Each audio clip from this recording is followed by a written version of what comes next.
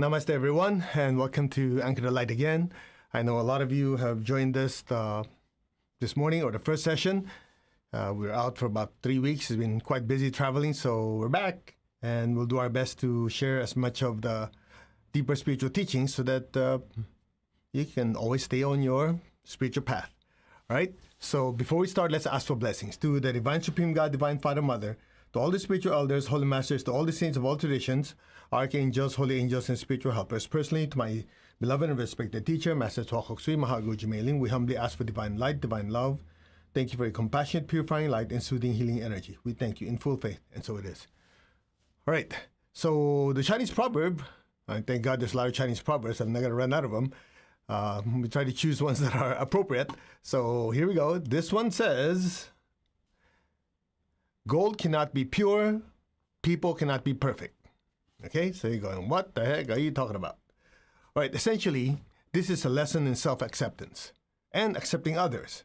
So let's start with ourselves, because it's always easy to point the fingers out there. And I'm sharing this with you because a lot of times when you're an achiever or overachiever, I think that's the audience we kind of have after we kind of filter out the ones who like just to complain about life. I just usually say, if you like to complain, go find another teacher. All right. Anyway, so oftentimes we can be overcritical of ourselves, and I like this phrase: "Gold cannot be pure, people cannot be perfect," and it reminds me of what my teacher said about a great ancient teacher, Lord Krishna, in the Hindu tradition. Lord Krishna said, "A good person is not completely good; a bad person is not completely bad." And we have to think about this in a way where it pertains to us. Like, as we keep achieving, as we try to be a better person, we oftentimes hit roadblocks. And just when you thought, man, I'm working so hard, I'm really focused, then out of nowhere you have bouts of laziness, or what I call lazy assness, right?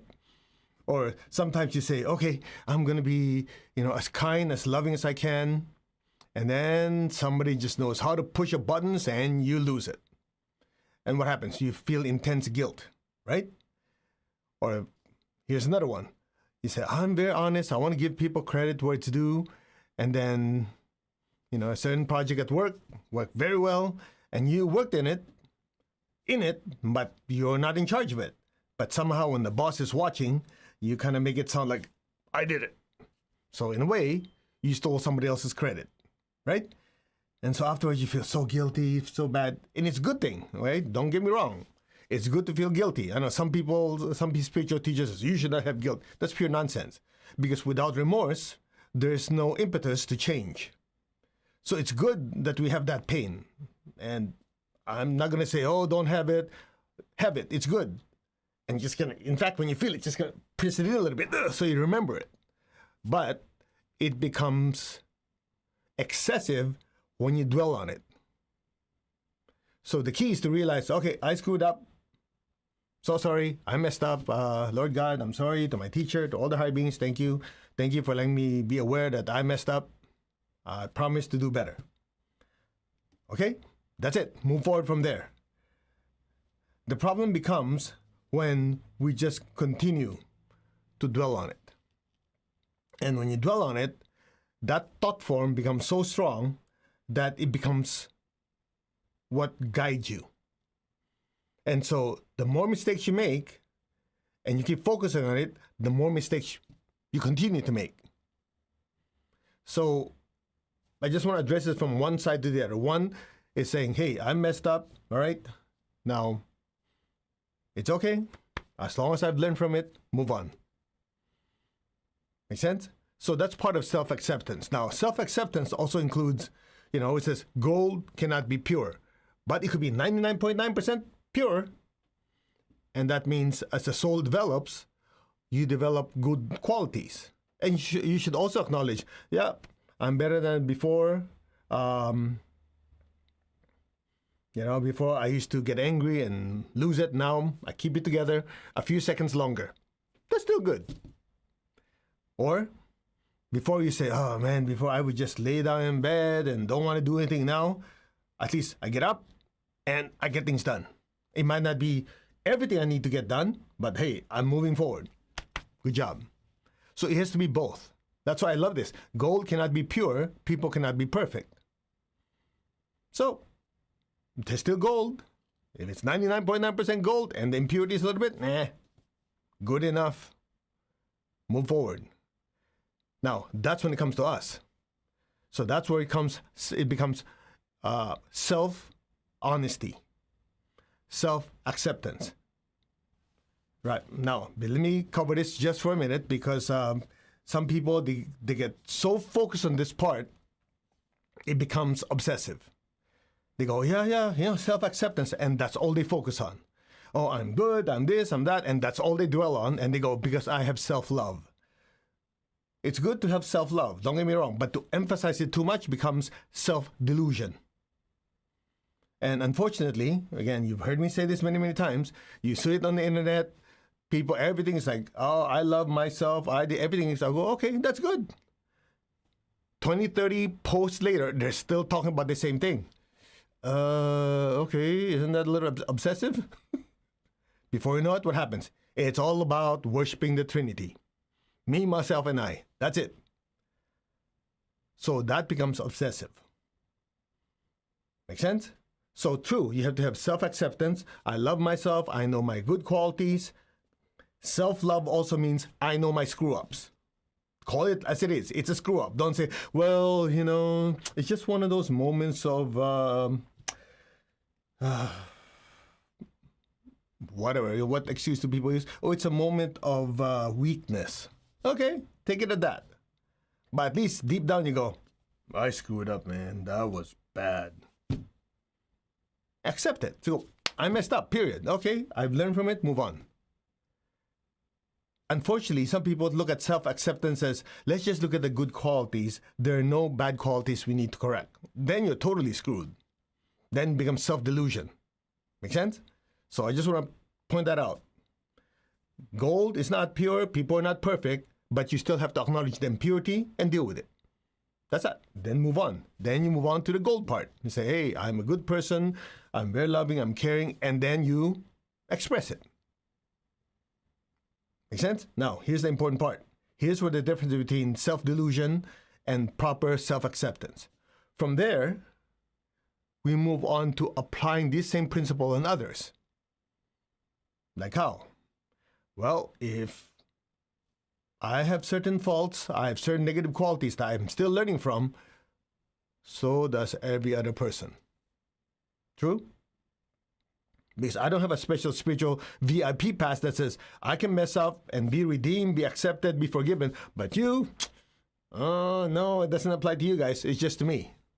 Then that's really self-delusion. Now, look at the sequence. Why is it important to realize that we're not perfect? Because once you realize that we're not perfect, then you can understand why other people can also make mistakes. Without this part of realizing, hey, I'm doing my best to be a better person, but there's still specks of crap that I need to get rid of. You think you're perfect, then what happens? We expect everyone to be perfect. They mess up a little bit, oh man, you give them a hard time. In fact, one of the biggest relationship issues I think all of us have gone through is when a person's angry with you, it'd be your friend, your partner, your parents, your children, whoever, any type of relationship. When somebody's upset with us, what happens? We make a tiny mistake and it becomes a science experiment. You go, what do you mean? They put a microscope on it. Right? You make one small mistake, they put a microscope on it and blow it up. Like, expand it. And then not only do they expand it, what do? Yeah, you're always like this. You go, wait, I just did that once. I know, but I know you're going to do it again. And you've been there? How does that feel? You go, yeah, it's not fair, man. I messed up once or twice, but how come you didn't count the times that I did it right? Exactly the point. Exactly the point. Feels terrible, doesn't it? But if we seek deeper, have we done it to other people? Do you notice when there's someone you love, you just see the gold, you don't see the impurity? If they mess up, no, that's fine. It doesn't matter. True? But when you don't like someone, what happens? You walking around holding a microscope, just waiting for them to mess up. See? True? Next time you do that, ask yourself a simple question. I wonder how that person's feeling when I'm doing it to them. And recall, yeah, when that did that to me, man, that hurt like hell. Exactly. So why are you doing it to someone else? You know what happens though, right? There's this thing called the law of karma, not your opinion of karma. As you do it, watch out, you might as well expect it's going to be done to you sometime in the future. Because why? We have not learned the lesson. Yeah, but they deserve it. Yeah, you deserve it too. That's why it's called the law of karma. Yeah, but they did this, so they deserve me, being critical. All right. The question is this. Is it excessive? When you say, okay, this is the mistake they made, you made them realize it. If needed, you reprimand them. The question is, did you wait properly and look at all the positive qualities they have? Or are you just looking at when they messed up and forgot every time they did it right? Something to think about. Again, turn the tables around. When we make a mistake, what do we usually do? Yeah, but I didn't mean to. I didn't really do it on purpose. Yeah, but I'll do better. And then part of you goes, yeah, but I messed up this time. There are many times I didn't mess up. Many times I did it right. Did that go to your head? All right. Again, the law of karma. Not your opinion of karma or my opinion of karma. When somebody messes up and we just press and press, you screwed up, buddy, and didn't think of the times they did it right, and this person's genuinely remorseful, do you have to hit them with a sledgehammer? When they already realize, yeah, sorry, man, sorry, boss, sorry, husband, sorry, wife, sorry, boyfriend, girlfriend, whatever. I realize it. Once you realize that they realize, that's good. That's good. Forgive, let go. The appropriate punishment, reprimand has been done. Leave it. Now, here's what happens. Listen carefully. You're not going to read this in any book because most books are very loving, very spiritual, very gentle. Here's what happens. If we are completely honest with ourselves, just really, really transparent, even after you let go and forgive, do you keep thinking about them? Yeah, they messed up. That guy, he's such a... Then you didn't really forgive. That's the test. Because people say, I forgave. You really forgave? How come you're still carrying them with you? Of course, in pranic healing, in pranic psychotherapy, it's easy to test. What we do is we test the back heart and the back solar plexus chakra. And we've done this many times. Okay, check your back heart. Ooh, very loving person. Check your back solar plexus. Oh, it's clean. Then we have you think of somebody you're pissed off with. Back heart shrinks, back solar plexus, got pregnant, stuck out like this. And then we ask you, did you forgive? Yes, I did. You're lying. No, I honestly think I forgave. You're lying to yourself. The energy doesn't lie. I remember many years ago in a class, that's exactly what happened there. Messenger asked for a volunteer. This lady came up on stage. Okay, so you scan. This how you scan, this how you scan, blah, blah, blah, etc., etc.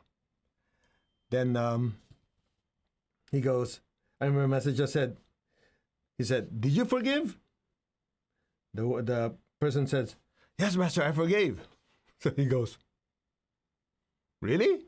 How come your back solar plexus is so congested? And the woman just broke down. I know, I didn't forgive. Exactly. So this thing, gold cannot be pure. People cannot be perfect. It applies on us. It applies on how we treat other people. But it starts with us. As many good qualities as we have not acknowledged, we've screwed up. Don't dwell on it, but acknowledge it. That way you can be better. And the good qualities, okay, good. Acknowledge it, but listen carefully.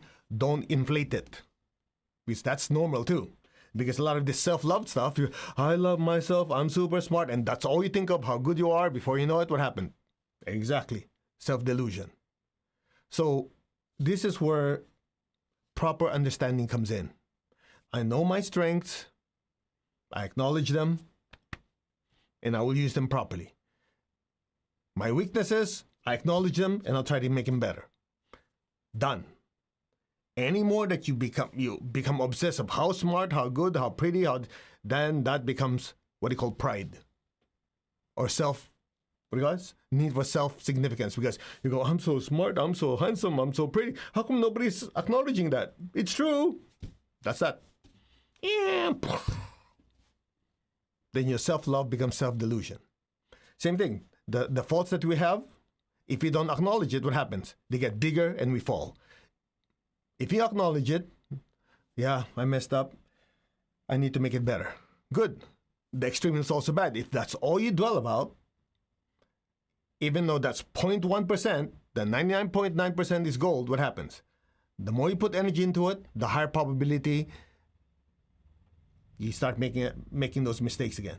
Make sense? So there is a proper amount of attention you give it. That's for us. Then for other people, use the same scale. Okay, somebody has good qualities, acknowledge them. Hey, man, you did a good job on that project. You know, you were very attentive. That project was a super success. That was a big part because of you. And just give them proper credit. Even though sometimes we feel envious, oh man, I didn't do it. But they did it, give it proper acknowledgement. Or if somebody messed up, you tell them, quoted with kindness, hey buddy, you did a great job, but there's this part, I think it could have been done better. And because of that, blah, blah, blah, and you say it in a kind way, and they get it because you're saying it, not because you want to stick it to them, you want to help them improve. Now, if they take it the wrong way, nothing else you can do. As long as you can sleep at night saying, I did it in a kind way, done. But you should also acknowledge, hey, you did a good job. This part you did good, this part could be better. So if we treat ourselves that way, that's proper self-love. You treat the other people that way, that's also love. I know some of you are going, they're saying, you talk about love, but it's so mental. Yeah, you have to understand it. So what the heck you doing? You remember what Lord Krishna said? A good person is not completely good. A bad person is not completely bad. And when I heard that, I go, phew, okay, I have hope. But at the same time, that hope should also be given as a way you treat other people. If you do it that way, then you can sleep at night and you treat other people kindly. You didn't generate any negative karma. That's that. So it's simple, it's short. I hope you got something out of it. Yeah, all of us are getting better and better. That's why it's called refinement. You're going from caveman to saint. That's a process of refinement. We let go of negative qualities and we accentuate our positive qualities, not so that we can look in the mirror and say, hey, you see how good am I? It's to just say, okay, I'm good at this, I'm good at this. How can I use it to serve others? Otherwise, think about it. Okay, you're the smartest person in the universe. You just sit in your ass, do nothing. What a complete waste. Right? You have all these good qualities. Man, I'm the most organized person. I'm whatever. People like to say stuff about themselves. The question is, that's good. And what are you going to do? Bottle it and sell it? What are you going to do with it? Help other people with it. Otherwise, what's the point? It's like we always say, you found the cure for the most severe cancer, most severe ailment in the universe.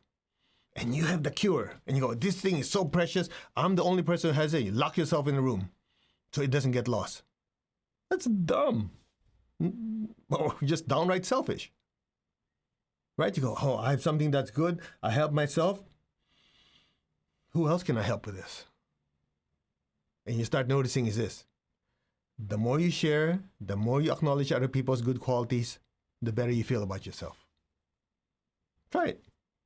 Look for tomorrow or today. Look for at least 5 people. Compliment them. Don't BS, okay? I mean, really mean it. Like, hey, you know, that shirt looks good on you. Or you did a good job on that project. Or you say, hey, that was very kind of you to say that. Or your voice is very soothing. Whatever, something positive. Look for something to praise.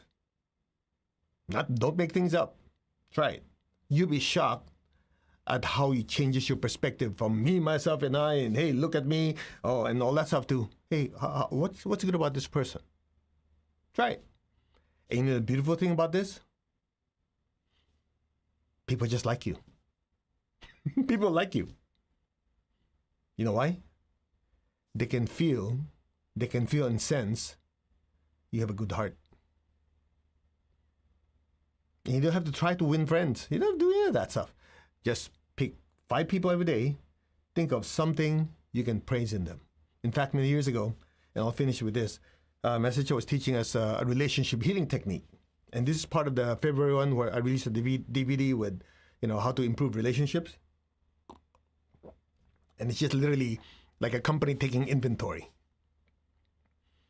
Okay? And you just think, okay, you start with yourself. Okay, what are my strengths? What are my weaknesses? You start with, okay, I'm good at this, I'm good at that. Okay, that's nice and good. So what are my strengths? Just mention it. Don't dwell in it. Okay? Just say, okay, I'm good at this, I'm good at this, I'm good. Okay. This thing, I'm a total screw up, but that's okay. This one, I suck. Okay, acknowledge it too. And look at it. Okay, things I'm terrible with, things I'm not good at, things that I suck. Okay, try to make it better.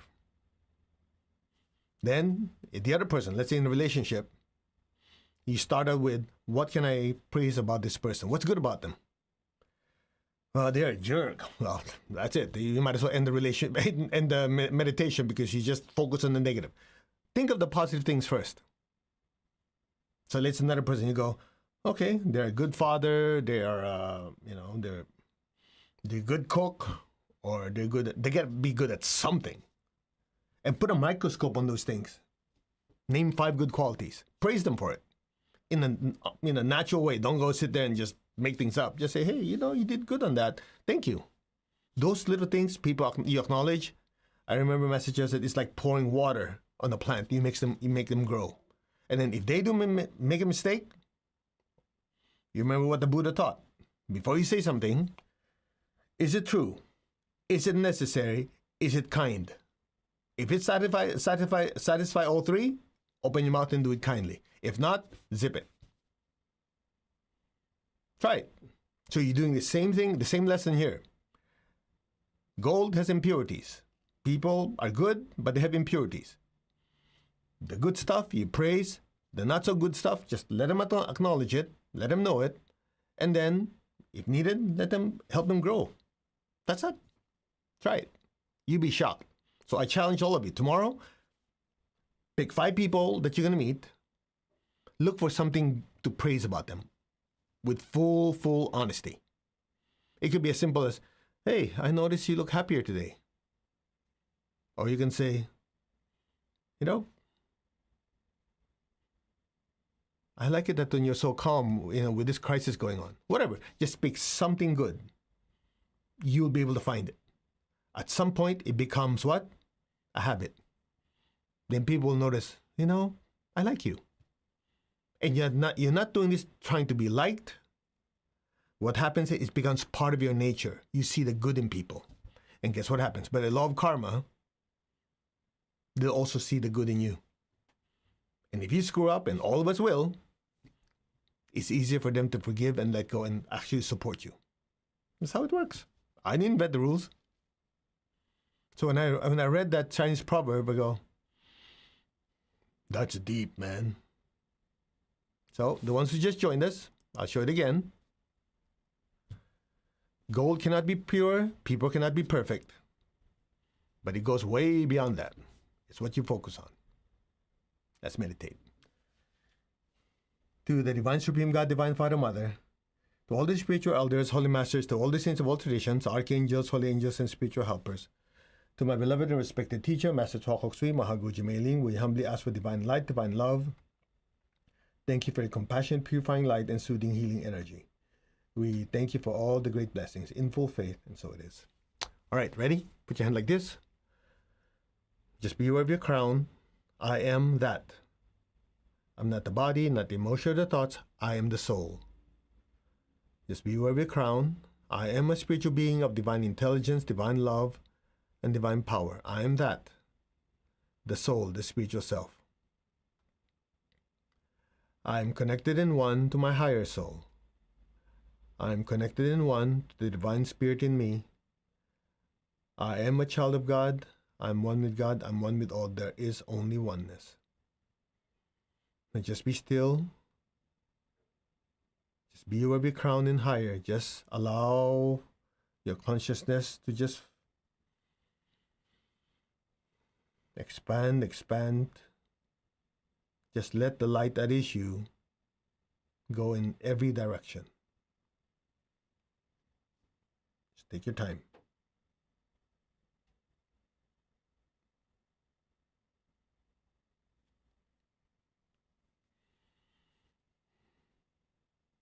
Now imagine all of us, beings of light, are inside the big bright sun looking out into the solar system. Open your hands in blessing. Just say, we are one. Now project a brilliant light through the sun and fill the entire earth. We will do the great invocation. Let's chant Om 3 times. Om, Om, Om. From the point of light within the mind of God, let light stream forth into the minds of every person, every being. Let light descend on earth. From the point of love within the heart of God, let love stream forth into the hearts of every person, every being. Let love descend on earth. May God's messenger of love return to earth. From the center where the will of God is known, let divine purpose guide the wills of every person, every being, the purpose which the Holy Masters know and serve.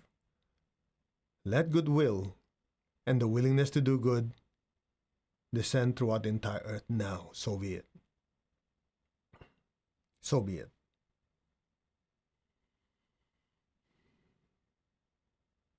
From the center which we call the human race, let the plan of love and light work out, and may it seal the door where any evil dwells. Let light, love, and power descend throughout the entire earth. Let light, love, and power restore and manifest the divine plan on earth. So be it. Be still. Just let the energy flow through you.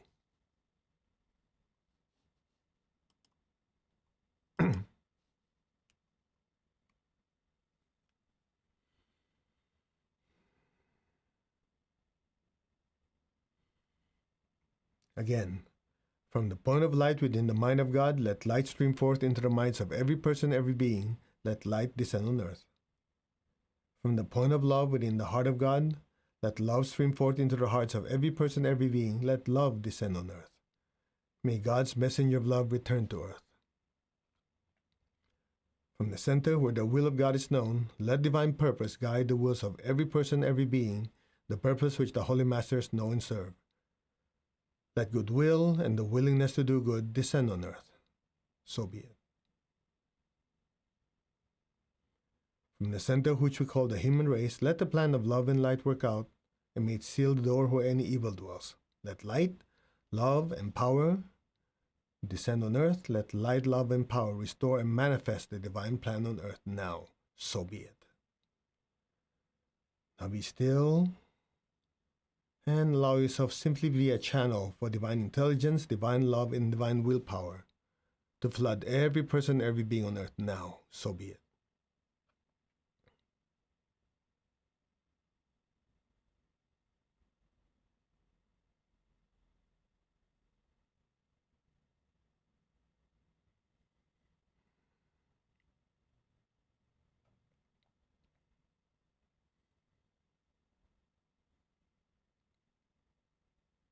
Now for the third time, just put your attention on a brilliant light way above your head.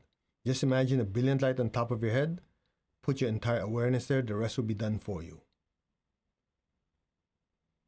From the point of light within the mind of God, let light stream forth into the minds of every person, every being. let light descend on earth. From the point of love within the heart of God, let love stream forth into the hearts of every person, every being. Let love descend on earth. May God's message of love return to earth. From the center where the will of God is known, let divine purpose guide the wills of every person, every being, the purpose which the Holy Masters know and serve. Let goodwill and the will to do good descend on earth. From the center which we call the human race and all the other races, let the plan of love and light work out. It may seal the door where any evil dwells. Let light, love, and power descend throughout the entire earth. Just be receptive. Here we go. Let light, love, and power restore and manifest the divine plan on earth. So be it. Now just be still. If you feel something, just let it happen on its own.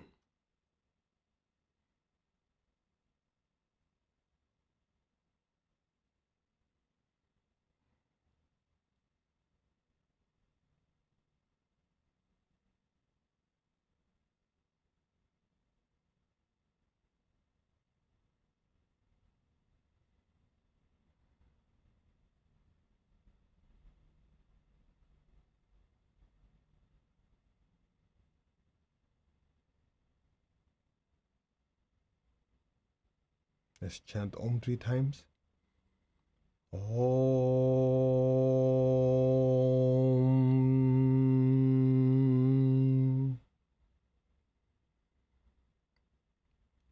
Om.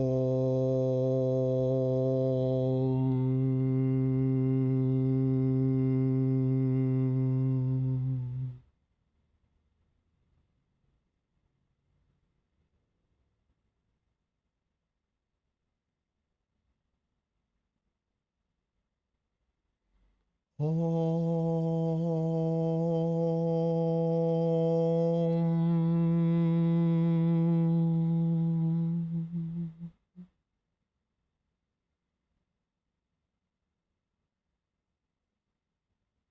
Be still.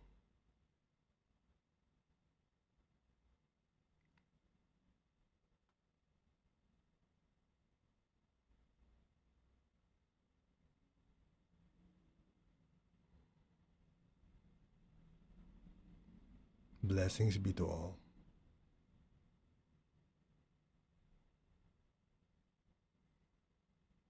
Maintain your stillness and awareness. Just lower your hands. Be continually aware of that brilliant light and the inner stillness and peace.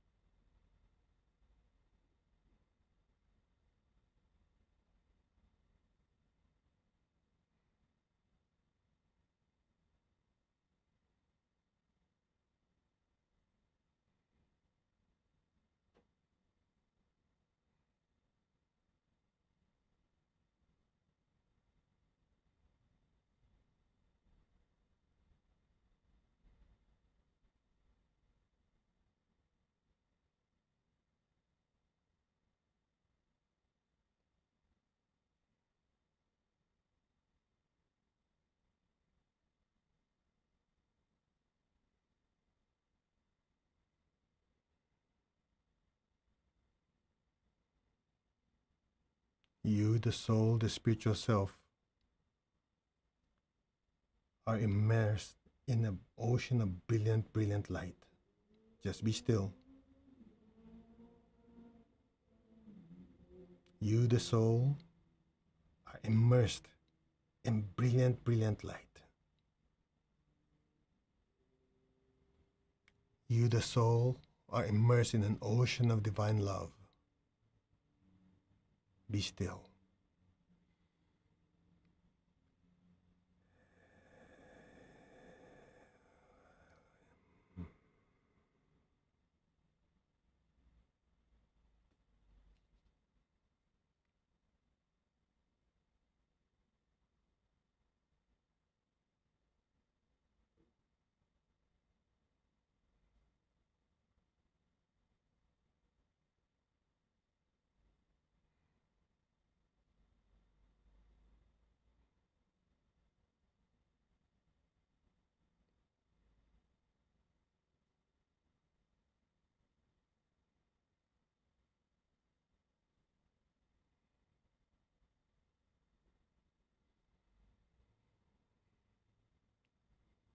Gently,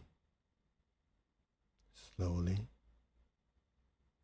very gently and slowly come back. Very gently and slowly open your eyes. How do you feel?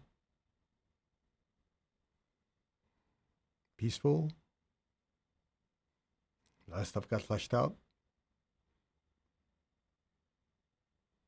So when you do the meditation Twin Hearts or the Great Invocation, a big part of that meditation is blessing the earth. So as you bless the earth with divine intelligence or divine light, it passes through you first. So you get the blessing first. You bless the earth with divine love, guess what? It passes through us first. So we get the blessings first. You bless the earth with divine will, it passes through us first. What a deal. So in the process of that energy passing through us to bless the earth, we get our crap flushed out too. As I said, what a deal. The end result, you have inner peace, you have stillness, stronger spiritual connection, and generate good karma. What else do you want? Make sense? So I hope you know, especially the ones who are just joining us, why we do this. We do this 6 times a week unless I'm traveling. And as we do this, there's a short lesson, then we do our meditation, with a short lesson, do our meditation. So we help ourselves grow and evolve. For what purpose? So we can be a better channel to help others. Period. That's that. Let's give thanks. To the Divine Supreme God, Divine Father, Mother, thank you. To all the spiritual elders, holy masters, to all the saints of all traditions, archangels, holy angels, and spiritual helpers. Personally, to my beloved and respected teacher, Grandmaster Tuakok Sui Mahaguruji Mailing, thank you in full faith, and so it is. All right, so thank you very much for joining me. Just a quick announcement. I know some people are still asking. Next week, I think it's Thursday to Monday, we're having Healer's Mastery in Chicago. So that's Pranic Healing Level 1, Level 2, Level 3, Level 4. Basic pranic healing, advanced pranic healing, pranic psychotherapy, and pranic crystal healing in 5 days. So it's going to be intensive, morning to night. It's still available. I think we still have some openings. So if you want to join, I think the registration is closed online. I'm not sure. You go to mastercode.org or pranichealing.com. Regardless, you can just call the office and let them know. There's no prerequisite because it's the level 1 class. And so it's an intensive. Your mind for 5 days. And we drill you from morning to night. So if you don't want to work, don't show up. But if you can handle the work, well, you know my number 1 virtue I like to practice, constancy of aim and effort and laziness. All right. That's that. Namaste, everyone. Y'all take care. Thank you very much for allowing me to serve you, and we'll see you soon. God bless. Today's Friday, Thursday, so we'll see you Friday. That's emotional healing and financial healing. Okay? Bye. Take care.